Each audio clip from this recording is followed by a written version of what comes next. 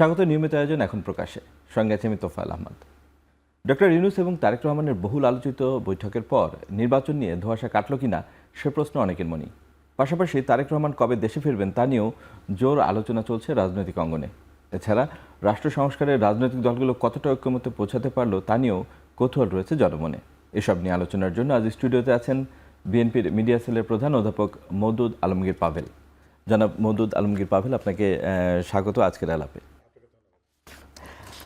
আমরা শুরুতে যেটা বলছিলাম যে একটি বহুল আলোচিত বৈঠক হয়ে গেল লন্ডনে ডক্টর ইউনূস এবং তারেক রহমানের মধ্যে, কিন্তু তার আগে আমরা বিএনপিকে দেখেছি নির্বাচন এবং রোডম্যাপ নিয়ে বেশ সরব ছিল এবং বৈঠকের পরে আমরা দেখতে পেলাম রেদার একটু উল্লসিতই বিএনপি।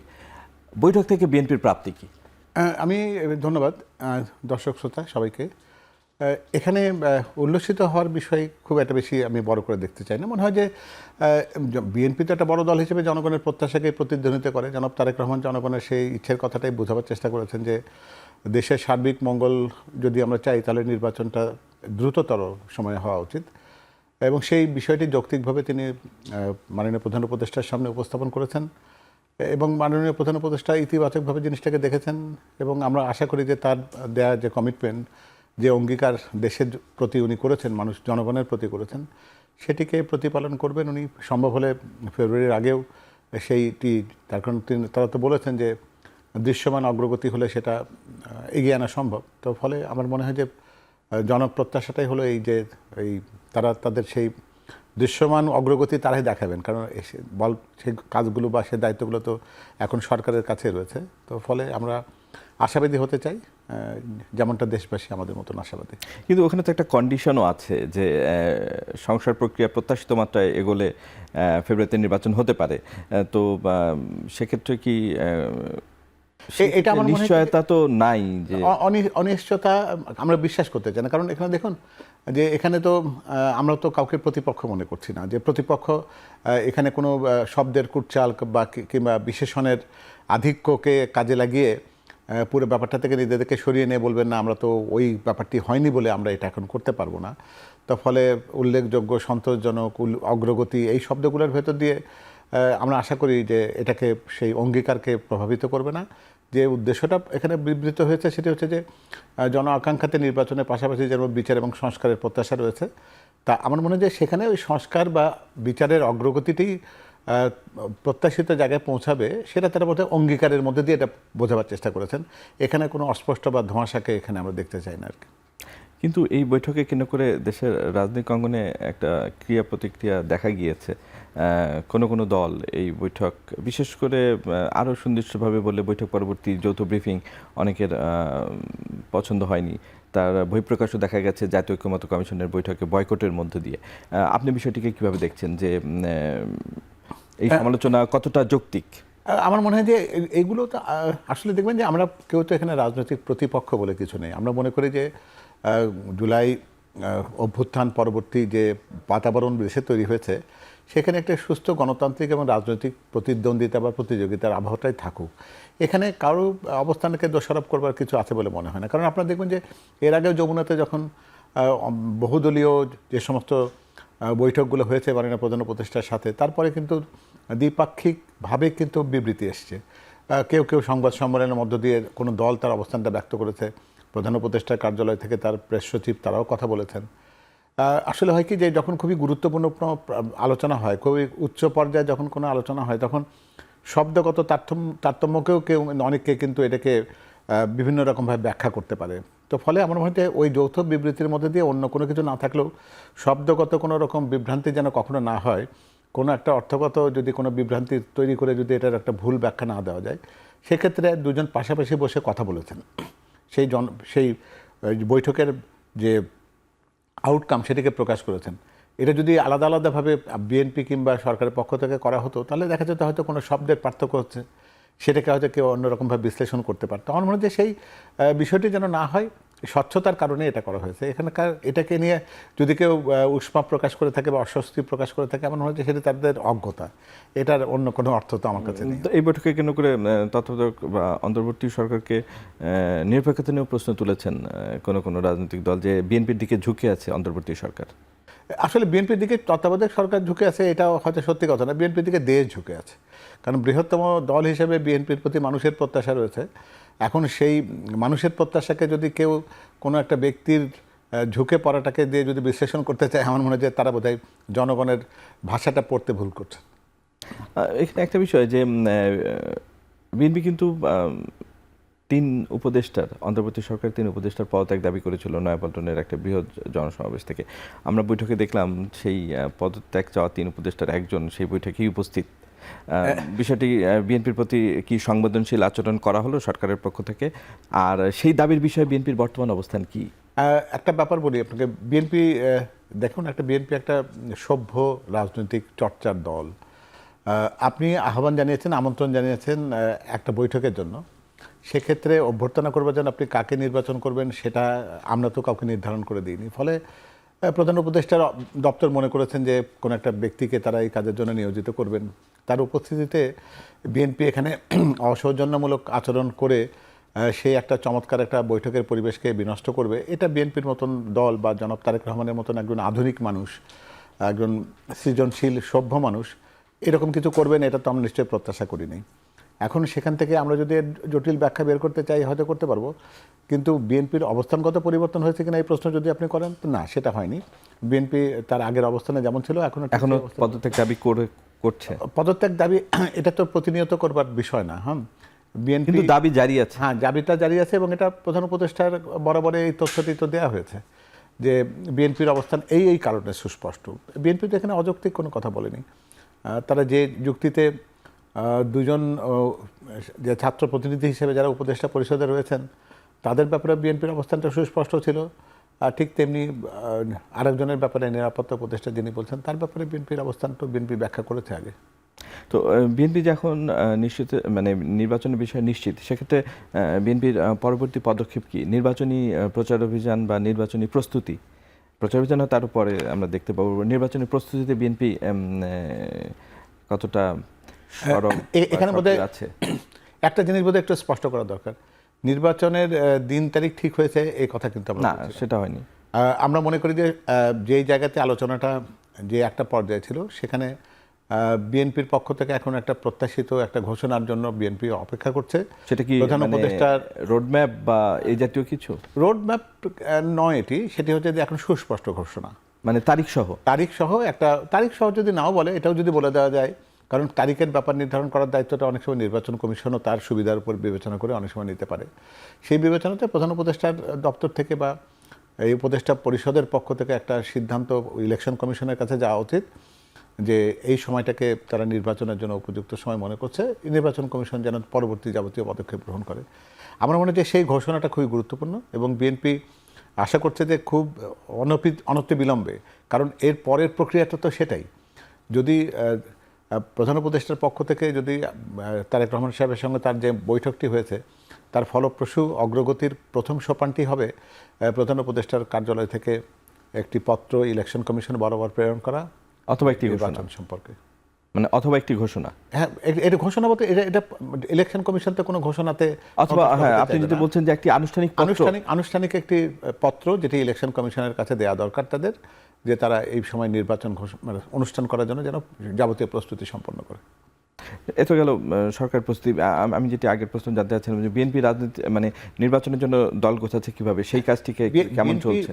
বিএনপি দেখুন, বিগত 17টি বছর ধরে বিএনপি তো নির্বাচনের কথাই বলছে, বিএনপির দাবির জায়গাতে নির্বাচনের দাবি ছিল।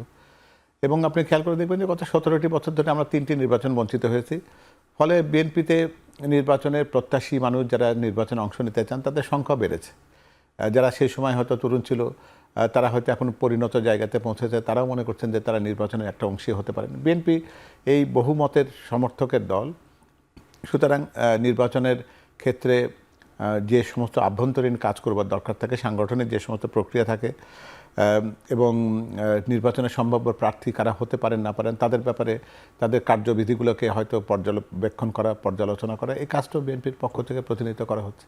না, আমি যে কারণে এটি জানতে চাইলাম যে আমরা দেখতে পাচ্ছি যে জামায়াতে ইসলামী গত কিছুদিন থেকেই বিভিন্ন তাদের প্রচারণায় দলীয় প্রার্থীর নির্ধারণ এবং নেতাকর্মীদের সাথে তাদের পরিচয় করিয়ে দিচ্ছে।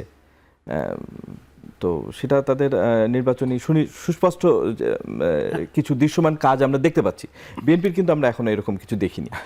অ্যাকচুয়ালি হয় কি দেখেন, এক একটা রাজনৈতিক দল তার নির্বাচনের কাঠামো, নির্বাচনের গেম প্ল্যান তার মতন করে করে। এখানে খুব অবাক করার ব্যাপারটা হচ্ছে যারা নির্বাচন পিছিয়ে দিতে চান, নির্বাচন যেন অনেক দেরি করে হয়, সংস্কার না হলে হবে না, এইগুলো কাজ না করলে নির্বাচন করা যাবে না, তারা কিন্তু সবার আগে নির্বাচনের প্রার্থিতা ঘোষণা করে দিয়েছে। এটা একটা বৈপরীত্য, মানুষের কাছে এগুলো প্রশ্নের জন্ম দেয় যে আপনারা নিজেরাই বলছেন যে নির্বাচনের মাঠ এখনো পর্যন্ত পরিচ্ছন্ন হয়নি, বিশুদ্ধ হয়নি, সমান্তরাল হয়নি, নির্বাচনে আপনারা অংশ নেবেন কি নেবেন না এই নিয়ে আপনাদের দ্বিধাদ্বন্দ্ব আছে, অথচ প্রার্থিতা ঘোষণা শুধু নয়, রীতিমতো প্রচার কার্যও চলছে। তো ফলে এটা তাদের নিজস্ব কর্মপরিকল্পনা, তারা নির্বাচনকে কীভাবে দেখে। বিএনপি এই জায়গাতে মনে করে যে এই মুহূর্তে দেশের জন্য সবচেয়ে গুরুত্বপূর্ণ জিনিস হচ্ছে যে অন্য যে কাজগুলো চলছে সেই কাজে পূর্ণাঙ্গ সহযোগিতা করা, যে যুক্তিগুলো সামনে আছে, মানুষের প্রত্যাশার যে জায়গাগুলো আছে সেখানে কাজ করা, অর্থাৎ সংস্কারের কাজটা, বিচারের কাজটাতে অগ্রগতি পর্যালোচনা করা, পর্যবেক্ষণ করা, অন্য ক্ষেত্রে সংস্কারের ক্ষেত্রে সহযোগিতা করা, এই কাজগুলো বিএনপি করে যাচ্ছে, যেটা অধিকতর গুরুত্বের জায়গায় বর্তমানে প্রেক্ষাপটে রয়েছে। আর নির্বাচনের ঘোষণাটা যখন ইলেকশন কমিশন যখন সুনির্দিষ্ট ঘোষণার কাছে যাবেন, আমার মনে হয় যে বিএনপির মতন একটা প্রস্তুত দল তার নির্বাচনের মাঠ গোছাবার জন্য বা নির্বাচনের প্রার্থিতা বাছাইয়ের জন্য খুব বেশি সময় তারপরে দরকার হবে না। আমরা আজকেই নতুন রাজনৈতিক দল নিবন্ধনের সবশেষ তারিখ আজকেই অনেকেই আজকে নির্বাচন কমিশনে যাচ্ছেন এবং গণ অভ্যুত্থান থেকে আসা একটি শক্তি যারা ইতিমধ্যেই এনসিপি নামে পরিচিত, তারা আজকে নিবন্ধনের জন্য তাদের আবেদন জমা দিচ্ছেন। আপনার কাছে কি মনে হয় যে এরকম একটি দল, তরুণদের দল যারা একসময় বিএনপির সাথে থেকেই আন্দোলন করেছে, তারা একটি নতুন দল হিসেবে আত্মপ্রকাশ করতে যাচ্ছে, এ ধরনের দল রাজনীতিতে গুণগত পরিবর্তন কতটা আনতে পারবে? আপনি কি রাজনৈতিক দলের প্রতিনিধি হিসেবে কিভাবে দেখছেন?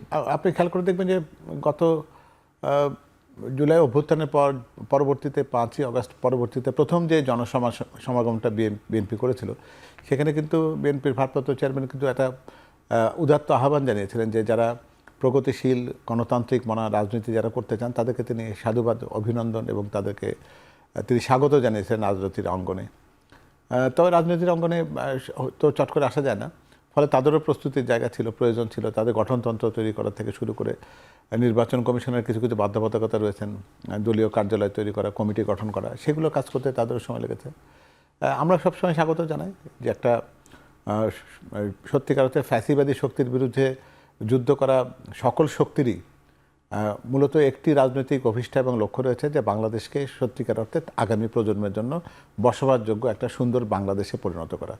সে অভিষ্ট লক্ষ্যে এক একজনের রাস্তা আলাদা হতে পারে, কিন্তু আমাদের গতিপথ এবং গন্তব্য লক্ষ্য তো একই জায়গাতে। তো ফলে তাদের রাজনৈতিক অঙ্গনে আমরাও স্বাগত জানাবো। তারেক রহমান এবং ডক্টর ইউনূসের বৈঠকের পর পরবর্তী যে বিষয়টি জনগণের আলোচনায় আছে সেটি হচ্ছে যে বিএনপির ভারপ্রাপ্ত চেয়ারম্যান তারেক রহমান কবে দেশে ফিরবেন। এটা নিয়ে কিন্তু জনপরিসরে এবং গণমাধ্যমে উভয় জায়গায় আলোচনা আছে। আমাদের কি একটু মানে পরিষ্কার করে বলবেন যে আসলে এই বিষয়ে কি অগ্রগতি আছে, তারেক রহমান কবে দেশে ফিরছেন? এখানে আমি ব্যাপারটাকে একটু অন্যভাবে দেখি আর কি। দেখেন, বর্তমানে যে প্রযুক্তির যে জায়গাতে আমরা অবস্থান করছি তাতে তারেক রহমান কি সত্যি সত্যি দেশের বাইরে আছেন? বিএনপি কিন্তু সেটা কখনোই মনে করে না।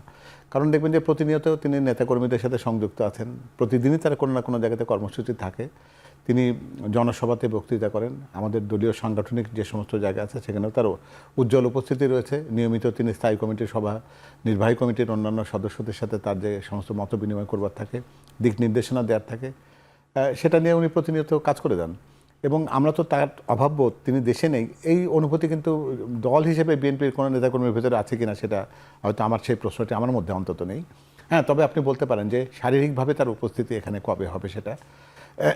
সেক্ষেত্রে কিছু কিছু প্রস্তুতির কাজ ছিল, যেটা আপনারা জানেন যে এখানে তিনি কোথায় থাকবেন, তার নিরাপত্তার একটা জায়গা আছে, সেটা একটা বিবেচনার মধ্যে নেওয়া দরকার। কারণ আপনারা জানেন, খেয়াল করে দেখবেন যে উনি এবং বাংলাদেশের গণতন্ত্রের সাথে সমর্থক একটি নামের, তো ফলে গণতন্ত্রকামী বাংলাদেশের মানুষ যেভাবে তার প্রতি তাকিয়ে আছেন, তার প্রত্যাবর্তন এবং তার শুধু প্রত্যাবর্তন নয়, গণতন্ত্রকে এখানে সুপ্রতিষ্ঠিত করা, দেশের স্বাধীনতা এবং সার্বভৌমত্বকে এখানে প্রতিষ্ঠিত রাখার ক্ষেত্রে তার প্রতি যে অবিরাম যে আমাদের একটা নিরন্তর যে প্রত্যাশা রয়েছে, সে দায়িত্ব এবং সে প্রত্যাশার কথা তিনিও জানেন।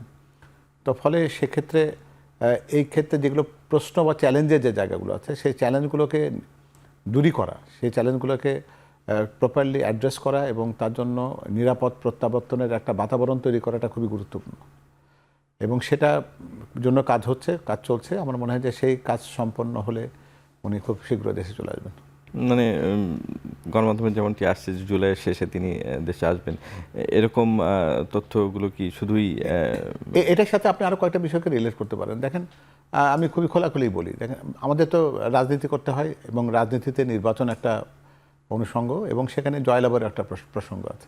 তো ফলে আমাদের সব কিছুকে বিবেচনা করে রাজনীতিতে আমরা যেটাকে আমাদের জন্য সবচেয়ে সুবিধাজনক সময় মনে হবে আমাদের বিবেচনাতে, ওনার নিরাপত্তা যে সময়টাতে আমাদের কাছে বা নিরাপত্তা বিশ্লেষজ্ঞ যারা আছেন তাদের কাছে যখন তার প্রত্যাবর্তনের সময়টাকে তারা তুলনামূলকভাবে নিরাপদ মনে করবেন এবং সরকারের পক্ষ থেকে যে ঘোষিত প্রত্যাশা আমাদের কাছে আছে, প্রত্যাশিত যে নির্বাচনের সুনির্দিষ্ট তারিখ ঘোষণার, এই কয়টি সমীকরণকে কিন্তু একখানে হতে হবে। এই কয়টি সমীকরণকে আমরা যদি একখানে করতে পারি তাহলে দেখবেন যে তার ফেরার মানে অন্তত শারীরিকভাবে দেশে ফেরার ঘোষণার কোনো বিলম্ব হওয়ার কিছু নেই। আর যদি আপনি বলেন যে উনি বাংলাদেশের সাথে আছেন কিনা বা মানুষের সাথে আছেন কিনা, সেই প্রশ্নের উত্তরটা আমি আপনাকে দিয়েছি যে উনি প্রত্যক্ষভাবে সংযুক্ত আছেন। আমরা যদি একটু পিছনে ফিরে তাকাই, উনি যখন লন্ডনে গেলেন, উনি কারাগার থেকে বেরিয়ে তারপরে হাসপাতাল হয়ে তারপরে উনি লন্ডনে গিয়েছিলেন। যেহেতু নিরাপত্তার প্রশ্নটি আসছে, আপনারা সেই বিষয়গুলো মাথায় রেখে কি বলছেন যে তার নিরাপত্তার থ্রেট দেশে আছে? আসলে হয় কি, আমার হচ্ছে নিরাপত্তা বিষয়ক আলোচনাটা যত কম করা যায় ততই ভালো, কারণ আপনার যারা নিরাপত্তা খুব একটা স্পর্শকাতর বিষয়। এটা নিরাপত্তা বিশ্লেষক বা নিরাপত্তা বিশেষজ্ঞ যারা যেটা নিয়ে কাজ করেন তারা এটা কাজটা করছেন। ফলে আমরাও এটার গভীরে যেতে চাই না। কী জন্য চাই না যে সেটা আপনি নিজেও বোঝেন যে এটি আলোচনাটা যত কম হয় ততই ভালো। তারা যে তাদের পক্ষ থেকে কাজ করছেন, আমি যতটুকু জানি তারা খুব সুসংঘবদ্ধভাবে কাজ করছেন। তারা তাদের পক্ষ থেকে তাদের মতামত জানিয়ে দেবেন, আমরা আশা করছি। আইনগত দিকটি যদি ধরি, সেক্ষেত্রে আমরা যতদূর জানি যে এখন তিনি সবগুলো মামলা থেকেই খালাসপ্রাপ্ত। সেদিক থেকে আইনগত দিক থেকে তো নিশ্চয়ই আর কোনো বাধা নেই। এটাকে কিন্তু আমি একটু অন্যভাবে গ্রহণ করতে চাই না আর কি। গ্রহণ করতে চাই না এই জন্য যে ঠিক মামলার নিষ্পত্তি হয়নি বলে উনি আসেননি, এটা কিন্তু ঠিক কথা নয়। কারণ আপনারা নিজেরাও জানেন যে তার সহধর্মিণী ডক্টর জুবাইদা রহমান তিনি কিন্তু এখানে এসে উনি মামলার মুখোমুখি হয়েছেন। মামলার যে অংশটুকু নিষ্পত্তি করা ছিল সেটার জন্য উনি আদালতে গেছেন। সেখান থেকে আদালতের কাছ থেকে উনি তার অব্যাহতি বা তার জন্য যে নিরাপরাধ প্রমাণিত হওয়ার যে ব্যাপারটি ছিল সেটা আদালত তাকে ঘোষণা করেছেন এবং তিনি মুক্ত হয়েছেন। তারেক রহমান সাহেব মামলার কারণে আসেননি, এটাকে প্রতিষ্ঠিত করা ঠিক হবে না।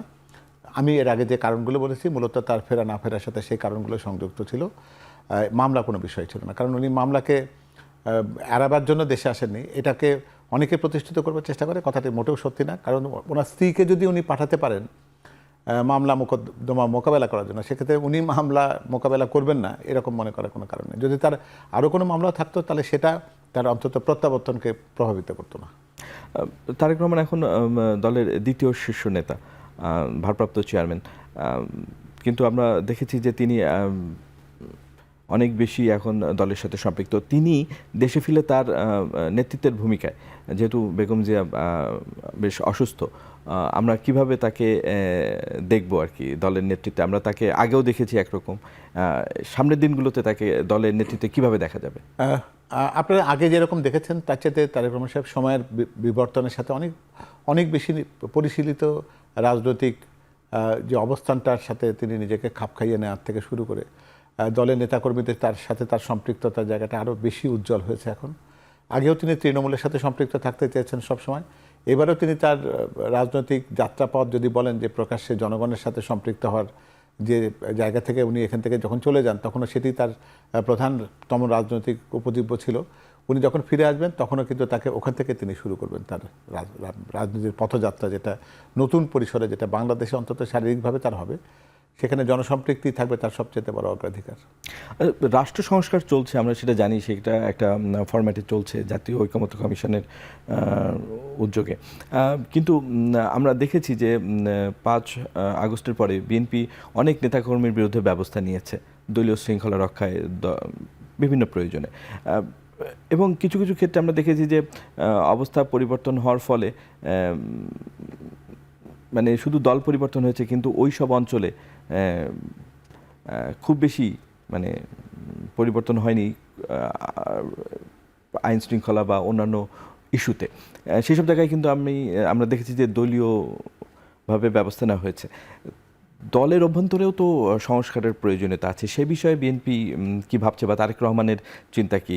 গণঅভ্যুত্থান পরবর্তী জনসংখ্যা তো নিশ্চয়ই গণঅভ্যুত্থানের আগের অবস্থার মতো নেই। জনগণও তো মানুষ মানে তাদের চাহিদা বেড়েছে রাজনৈতিক দলগুলোর কাছে। সেই জায়গায় বিএনপি নেতাকর্মীদের কতটা সংশোধন করতে পেরেছে বা করার উদ্যোগ নিচ্ছে? আপনি নিশ্চয়ই দেখেছেন যে যখনই এরকম কোনো প্রশ্ন উঠেছে তখন কিন্তু বিএনপির সাংগঠনিক সিদ্ধান্ত গ্রহণ করতে কিন্তু মোটেও দ্বিধান্বিত ছিল না, এবং সেটা সর্বোচ্চ পর্যায়েও আপনারা লক্ষ্য করেছেন যে সেখানেও কিন্তু তাদেরকে কারণ দর্শানোর নোটিশ থেকে শুরু করে অব্যাহতি দেওয়া, বহিষ্কার পর্যন্ত হয়েছে। এবং ক্ষেত্র বিশেষে যেখানে আমাদের ভারপ্রাপ্ত চেয়ারম্যান মহোদয়ের কাছে যখন বিষয়টি বা অভিযোগের গুরুত্ব আর বেশি মনে হয়েছে, সেখানে কিন্তু দলের পক্ষ থেকে কিন্তু মামলা শুধু করা নয়, সেই জায়গাতে অপরাধীকে গ্রেপ্তার করার ক্ষেত্রে সহযোগিতা করা হয়েছে এবং পুলিশ প্রশাসনকে নিশ্চয়তা দেওয়া হয়েছে যে সর্বত সহযোগিতা করা হবে। আর উনি একটা জিনিস স্পষ্ট করেছেন যে যদি কোনো অপরাধী কেউ করে থাকে অপরাধ, তাহলে সেটি একটি ফৌজদারি অপরাধ। এক্ষেত্রে দলের কাজটি, যেটি দলের পক্ষ থেকে সাংগঠনিক কার্যক্রম বা সাংগঠনিক যে ব্যাপারটা ব্যবস্থা নেওয়া দরকার, সেটা দল নেয়। আর বাকিটুকু তো রাষ্ট্রের ব্যবস্থাটা নিতে হবে। যে অপরাধী হিসেবে তার যদি কোনো অপরাধ থাকে তাহলে সেটা রাষ্ট্র তার পক্ষ থেকে নেবে। আর একটা যেটা বলছিলেন আপনি, যে আকাঙ্ক্ষা যে মানুষের যে তৈরি হয়েছে, যে অগাস্ট পরবর্তী যে জন আকাঙ্ক্ষা, বড় রাজনৈতিক দল বিএনপির কাছে প্রত্যাশা তৈরি হয়েছে, সেই প্রত্যাশার জায়গাতে বিএনপি কিন্তু এখন তার যে সদস্য নবায়নের কার্যক্রম কিন্তু চালাচ্ছে। অর্থাৎ অনেক দলই কিন্তু এই সময়ের সুযোগ নিয়ে পতিত স্বৈরাচারের দোসরদেরকে কিন্তু তাদের রাজনৈতিক ছায়াতে আশ্রয় দিচ্ছে। সেরকম কোনো ঘটনা যেন বিএনপিতে ঘটতে না পারে। বিএনপি কিন্তু সদস্য সংগ্রহ করছে না, সদস্য নবায়ন করছে। অর্থাৎ বিগত দিনে যারা সত্যিকার অর্থে পরীক্ষিত নেতাকর্মী ছিল তারাই বিএনপির নেতাকর্মী। আমরা সংখ্যা বৃদ্ধিতে বিশ্বাস করি না, আমার নেতাও সেটি বিশ্বাস করেন না, আমরা মানে বিশ্বাস করি। সেটাকে বাস্তবায়ন করার জন্য যে সদস্য নবায়নের প্রক্রিয়াটা চলছে, এবং সেটা সাথে সাথে যে জায়গাগুলোতে সদস্যভুক্তির কাজ সম্পন্ন হয়েছে সেখানে কাউন্সিল সংগঠিত হচ্ছে, এবং যে আমরা যেটাকে বলি যে নিম্ন স্তর থেকে তৃণমূল থেকে নেতৃত্ব নির্বাচনের যে গণতান্ত্রিক ধারা, সেটার প্রতি বিএনপির আনুগত্য শতভাগ রয়েছে। সদস্য নবায়নের কথা যখন বলছেনই, তখন কিন্তু আমরা দেখতে পেয়েছি যে এই ধরনের কথাও এসছে যারা বিগত সরকারের সমর্থক কিন্তু কোনো ধরনের গণবিরোধী কার্যকলাপে জড়িত ছিল না, তাদের কিন্তু একটা উদাত্ত আহ্বান জানানো হয়েছে, তারা চাইলে সদস্য হতে পারে। এরকম কথা কিন্তু আমরা বিএনপি নেতৃত্বের কাছ থেকে শুনেছি। আমার মনে হয় এটা কোনো দলীয় ঘোষণা আছে বলে আমার জানা নেই। অন্তত যে কোনো ঘোষণা তো তারা দলের গঠনতান্ত্রিক কাঠামো থেকে বিজ্ঞপ্তির মাধ্যমে দল থেকে বা আমাদের দপ্তর থেকে দেওয়া হয়। আমার জানা মতে এরকম কোনো দলীয় ঘোষণা কোথাও নেই। ব্যক্তিগত পর্যায়ে আলাপচারিতাতে কখনো যদি কোনো মানুষ এটা বলে থাকে তাহলে সেটা আলাদা বিষয়, কিন্তু আমরা দলীয়ভাবে এরকম কোনো কাউকে এখানে সংযুক্ত করবার বা জায়গা দেওয়ার কোনো সিদ্ধান্ত কোথাও আছে বলে আমার মনে হয়, আমার জানা নেই। সম্প্রতি বিএনপির স্থায়ী কমিটির সদস্য আমির খসরু মাহমুদ চৌধুরী বলেছেন যে আগামী যে সরকার হবে, নির্বাচনের মধ্য দিয়ে যে সরকার গঠিত হবে, সেটি একটি ঐকমত্যের সরকার হবে। বিএনপির এই বিষয়ে অবস্থান কি? এটা কি ব্যক্তির বক্তব্য না দলের বক্তব্য? না, এটা দলের বক্তব্য হবে না, এটা দলের একেবারে লিখিত অঙ্গীকার। এটা ব্যক্তির পর্যায়ে নেই তো, এটা শুধুমাত্র বিএনপি তার নিজের দলীয় ফোরামে যে এই অঙ্গীকারটা করেছে তা না, বরং সম্ভাবনা রাজনৈতিক দল যারা আন্দোলনে ছিল, যাদের পরামর্শে বিএনপির ঘোষিত 27 দফা কর্মসূচি 31 দফায় রূপান্তরিত হয়েছেন, তাদের প্রতি বিএনপি সবসময় অঙ্গীকারবদ্ধ রয়েছেন, প্রতিজ্ঞাবদ্ধ রয়েছেন যে যে ভোটের ফলাফল যেটাই হোক, নির্বাচনের ফলাফল যেটাই হোক, আগামী সরকার পরিচালনার ক্ষেত্রে জনগণ আশা করছি আমরা বিএনপিকে সেই দায়িত্বটি দেবেন। সেক্ষেত্রে বিএনপি তার স্বৈরাচার বিরোধী অবস্থান যারা ছিল সেই সম্ভাবনা দলের সমন্বয়, সমর্থন এবং তাদেরকে নিয়ে একটা জাতীয় সরকার গঠন করে দেশ পরিচালনা করতে চাই। আমরা কিন্তু একটা অতীতে ঐক্যমত্যের সরকার দেখেছি, সেখানে ঠিক সবাইকে নয়, দু একটি সমমনা দলকে নেওয়া হয়েছে। মানে আপনি কি যদি একটু মানে আমাদের ধারণা দিতে পারেন যে কেমন ধরনের সেই ঐক্যমত বা জাতীয় সরকার হবে, সেখানে রাজনৈতিক দলগুলোর অংশগ্রহণ কিভাবে নিশ্চিত করা হবে? এখানে বিষয়টি কিন্তু মানে শুধু জয়ী দলগুলোকে নিয়ে মানে নির্বাচনে যারা জয়ী হলো, যাদের সংসদ সদস্য আছে, যারা পার্লামেন্টে আসতে পারলো না, তাদের ক্ষেত্রে কি হবে? এটা আপনি আপনি লক্ষ্য করবেন যে আপনি যখন আমাদের ভারপ্রাপ্ত চেয়ারম্যান মহোদয় এর আগে যখন বিভিন্ন সময় বক্তব্য রেখেছেন, তিনি প্রথমের দিকে যখন এই কথাগুলো বলা হচ্ছে তখন আপনার মতন এই প্রশ্নটা অনেকের মধ্যে উঠেছে যে যদি কেউ নির্বাচনে জয়লাভ করতে না পারেন তাহলে তাকে আপনি কিভাবে জাতীয় সরকার অংশগ্রহণ করবেন। তখন এটা উনি স্পষ্ট করেছেন যে তারা যদি নির্বাচনে জয়লাভ করতে নাও পারেন, তাদের নির্বাচনের ফলাফল যেটাই হোক, এই শব্দটি এইভাবে ব্যবহার করা হচ্ছে, নির্বাচনের ফলাফল যেটাই হোক, জাতীয় সরকারে তাদের অন্তর্ভুক্তির অঙ্গীকারের ক্ষেত্রে বিএনপির অবস্থানে কোনো পরিবর্তন ঘটেনি, তারা জাতীয় সরকারের অংশ হবে। অতীতে বিএনপি মানে পূর্ণমেয়াদে দুবার দেশ পরিচালনা করেছে, সেখানে তাদের সাফল্য আছে, ভুল ত্রুটি আছে। দলে আত্মসমালোচনা, আমাদের এই দক্ষিণ পূর্ব এশিয়ায় আত্মসমালোচনার প্রবণতা অত্যন্ত কম। বিএনপি কি সে বিষয়টি মানে মানে খেয়াল করছে কিনা? তার আত্মসমালোচনা আমরা হয়তো প্রকাশ্যে দেখি না, কারণ আমাদের দেশে প্রকাশ্যে আত্মসমালোচনার প্রবণতা নেই, কিন্তু বিএনপি যদি তার 2001 থেকে 2005 চার দলীয় জোট সরকারের সময়টি দেখে, বা 91 থেকে 96 সাল পর্যন্ত দুবার তারা রাষ্ট্র পরিচালনা করেছে, তো সেখানেও বিশেষ করে 91-এর তুলনায় 2000 সালে তারা যখন ক্ষমতা আসলো, সমালোচনা আমরা বেশি দেখেছি। তো সেই বিষয়গুলো বিএনপি আত্মসমালোচনার মাধ্যমে পরিশুদ্ধ হচ্ছে কিনা? একটা বিষয় স্পষ্ট করি, সেটা হলো কি, দেখেন, আত্মসমালোচনার কথা যদি বলেন তাহলে সেটা তো মানুষের আত্মার ভেতরে থেকে যায়, তাই না? নিজে একজন মানুষ ভুল করলো, সেটাকে শুধু তার আত্মার মধ্যে রেখে দিল, অনুভব করলো। আমরা দল হিসেবে কিন্তু সেই জায়গায় সেটি জানতে চাচ্ছি, আত্মসমালোচনার মাধ্যমে সংশোধন হচ্ছে এখানে সেটাই বলতে চাইছি যে সেটা হলো যে এটাকে দৃশ্যমান করা, অর্থাৎ আপনি আপনার আত্মশুদ্ধি করতে চান কিনা, সেটা দৃশ্যমান উপাদানটা কি, কীভাবে বুঝবো যে সত্যি সত্যি আপনার আত্মশুদ্ধি করতে চান। আপনি যদি 31 দফার জায়গাগুলোতে যদি যান, তাহলে সেখানে একটা কথা বলা হচ্ছে যে জবাবদিহিতা সর্বস্তরে প্রতিষ্ঠিত করা হবে। আপনি যদি জবাবদিহিতার মধ্যে নিজেকে আনেন, তখন কিন্তু ওই আত্মশুদ্ধির জনিত যে প্রশ্নগুলো আছে সেটি যদি মানুষ তার উত্তরের ভেতর থেকে পেয়ে যায় যে আমি তো এই কথাটি আশা করেছিলাম, আপনি শুধু কথার কথা আত্মশুদ্ধি হয়ে গেছে, আমি অতীতের ভুলের জন্য ক্ষমা চাইছি। আমরা তো এর আগেও দেখেছি যে ভুল ত্রুটি ক্ষমা চাই, বিশেষ মার্কায় ভোট চাই বলেও তো নির্বাচনে বৈতরণী পার হওয়ার অতীত অভিজ্ঞতা আমাদের আছে, কিন্তু ফলাফল কিন্তু একটু ভয়াবহ হয়েছে। ওইটা কোনো ব্যাপার ছিল না, এটা ছিল শুধুমাত্র কোনো রকমের সুচুয়ে ঢোকা এবং তারপরে পুরো দেশটাকে ফালা করে শেষ করে দেওয়ার একটা ইতিহাস আমরা দেখেছি। তার বিপরীতে যদি আপনি সত্যিকার অর্থে জবাবদিহিতা প্রতিষ্ঠিত করতে পারেন সর্বস্তরে, এবং রাষ্ট্রের যে সমস্ত স্তম্ভগুলো রয়েছে যারা রাষ্ট্রকে ধরে রাখে, সেগুলোকে যদি শক্তিশালী করেন এবং ব্যক্তি পর্যায়ে স্বৈরতন্ত্রকে প্রতিষ্ঠিত হওয়ার পথগুলোকে রুদ্ধ করা যায়, আইনের শাসন প্রতিষ্ঠা করা যায়, দুর্নীতিকে যদি জিরো টলারেন্সের দৃষ্টিতে যদি পরিপূর্ণভাবে দুর্নীতিকে কোনো ছাড় দেওয়া যদি না হয়, এবং প্রত্যেকটা মানুষ যদি তার অধিকার বঞ্চিত না হয়, অর্থাৎ আপনি চাকরির ক্ষেত্রে, কর্মসংস্থানের ক্ষেত্রে, ব্যবসা বাণিজ্যের ক্ষেত্রে কোনো দল বা ব্যক্তির নাম বা প্রভাব যদি সেখানে কার্যকর না হয়, তাহলে দেখবেন যে আত্মশুদ্ধির যে প্রত্যাশাটা আপনি করছেন অন্তরে অন্তরে, সেটা দৃশ্যমান দেখতে পাবেন ইনশাআল্লাহ। মওদুদ আলমগীর পাভেল, জনাব পাভেল, আমরা যেই আলোচনায় ছিলাম বিরতির আগে, বিএনপির রাষ্ট্র পরিচালনায় বিএনপির ভুলভ্রান্তি নিয়ে, কিন্তু গণঅভ্যুত্থান পরবর্তী জনগণের মনে এবং বিএনপি নেতাকর্মীদেরও মনে একটি আশা তৈরি হয়েছে যে নির্বাচন হলে হয়তো বিএনপি সরকার গঠন করবে, সবচেয়ে বড় রাজনৈতিক দল হিসেবে হয়তো সেটি প্রত্যাশিত। তো বিএনপি অতীতেও রাষ্ট্র পরিচালনা করেছে, আগামী দিনে রাষ্ট্র পরিচালনায় বিএনপি কী গুণগত পরিবর্তন আনবে, বা বিএনপি রাষ্ট্র পরিচালনায় বিএনপি কী চ্যালেঞ্জ অনুভব করবে বলে, বা আপনারা কি মনে করেন আপনাদের মূল চ্যালেঞ্জটা কি রাষ্ট্র পরিচালনায়, যদি আপনারা রাষ্ট্র পরিচালনার দায়িত্ব পান? আমি যে কথাগুলো বলেছিলাম যে জন আকাঙ্ক্ষার কতগুলো মূল কথা থাকে, যে তার কর্মসংস্থান হবে কিনা, ব্যবসা করার ক্ষেত্রে তার নিরাপত্তা থাকবে কিনা, তার সন্তানেরা দেশের নিরাপদ কিনা, শিক্ষা কেমন হবে, স্বাস্থ্য ব্যবস্থাটা কেমন হবে, পরিবেশের উন্নতি হবে কিনা, ভোটাধিকার তার নিশ্চিত হবে কিনা, কথা বলতে পারবে কিনা, ফেসবুকে একটা লাইক দেওয়ার জন্য আয়নাঘরে যেতে হবে কিনা, এই প্রশ্নগুলো যেমন একটা সমাধান দরকার। একই সাথে কিন্তু একটা জিনিস বোঝা দরকার, সেটা হচ্ছে যে আমরা গত 17টি বছর ধরে সকল ক্ষেত্রে যে ধ্বংসস্তূপ পেয়েছি, সে ধ্বংসস্তূপ অপসারণ করার জন্য কিন্তু বিপুল পরিমাণ জনসমর্থন এবং জনপ্রস্তুতি দরকার। তার একটা অতি গুরুত্বপূর্ণ জায়গা হচ্ছে ধৈর্য।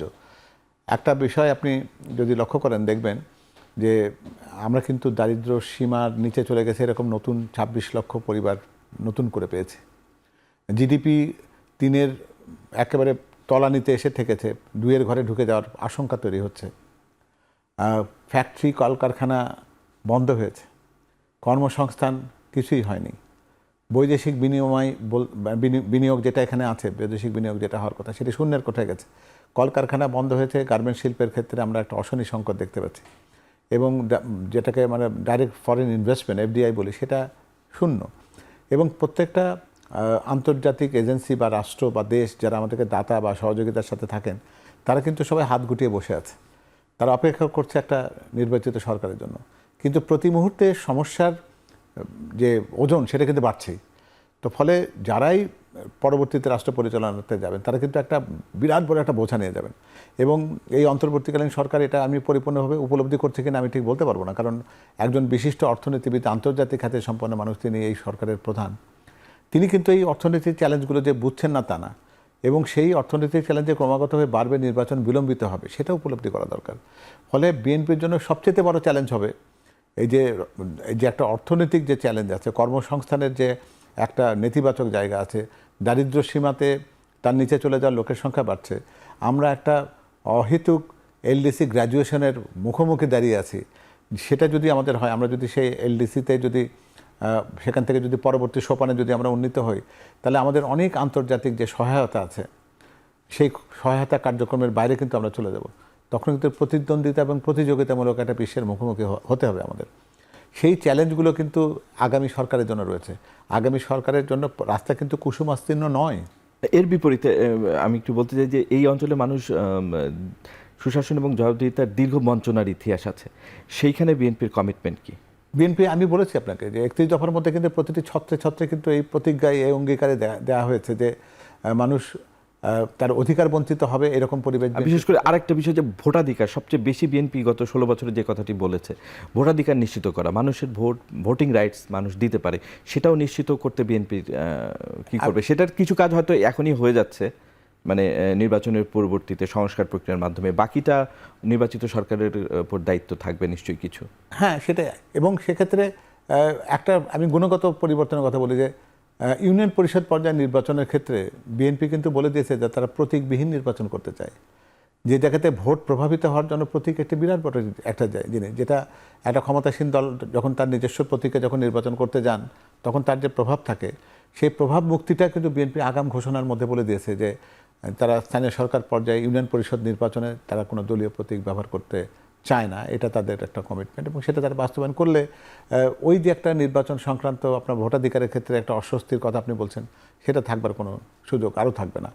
এবং নির্বাচন কমিশন গঠনের সুস্পষ্ট প্রক্রিয়া যদি নিশ্চিত করা থাকে, আমরা যদি আবার তত্ত্বাবধায়ক সরকার ব্যবস্থাপনার মধ্য দিয়ে যদি জাতীয় সংসদ নির্বাচন যদি অনুষ্ঠিত করতে পারি, এগুলো বিএনপির অঙ্গীকারের অংশ। ফলে ভোটাধিকার নিশ্চিত করবার ক্ষেত্রে যে বিএনপি ১৭টি বছর ধরে মানুষের ভোটাধিকারের কথা বলেছে, তার ভোটাধিকার নিশ্চিত করার একটা অন্যতম দায়িত্ব তাদের কাঁধে আছে, এটা তারা জানে। কিন্তু যেই আপনার গণঅভ্যুত্থানের পক্ষে যেসব রাজনৈতিক দল আছে যারা আপনার একসাথে রাজপথে ছিলেন, তাদের কেউ কেউ অভিযোগ করছে যে বিএনপি ছাড় দেওয়ার প্রশ্নে, সংস্কার ইস্যুতে কিছুটা রক্ষণশীল। এনসিসি, ন্যাশনাল সাংবিধানিক কাউন্সিল, উচ্চকক্ষের প্রতিনিধিত্ব, নির্বাচন, ৭০ অনুচ্ছেদ, এই সমস্ত ইস্যুতে মত পার্থক্য বিএনপির সাথে অন্য দলগুলোর অনেক বেশি। এটা বোধহয় একটা ভুল ধারণা, একদমই ভুল ধারণা।